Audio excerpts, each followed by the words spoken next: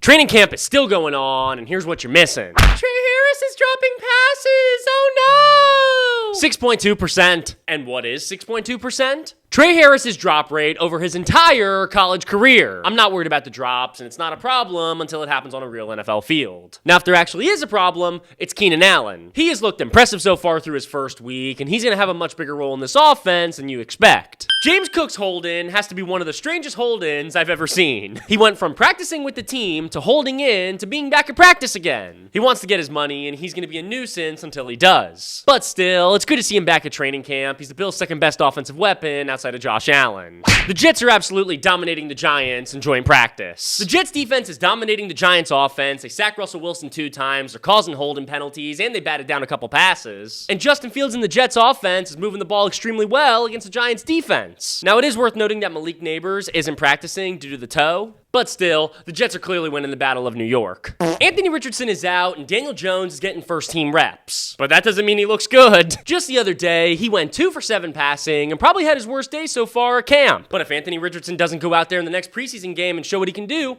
Daniel Jones is going to be the Week 1 starter. You need to remember the name Darius Cooper. He's a rookie wide receiver for the Eagles, who just had a 6-reception, 82-yard game. And with A.J. Brown currently dealing with a hamstring injury, he's getting first-team reps. The Steelers' offense is being built around quick outs, quick slants, and screen passes. And who is that good news for? DK Metcalf, Jalen Warren, and Roman Wilson. He's actually looked pretty good so far through camp, and while I don't think he's going to be starting in Week 1, I do think he could carve out a role for himself later on in the year. And finally, the Vikings defense is helping out J.J. McCarthy tremendously. And what do I mean by that? Brian Flores is throwing literally everything at J.J. McCarthy, and it's getting him to a place where when he gets into a game situation, he's prepared for almost anything. And I think that was on full display this past week in the preseason game. A bada bing, a bada boom, baby.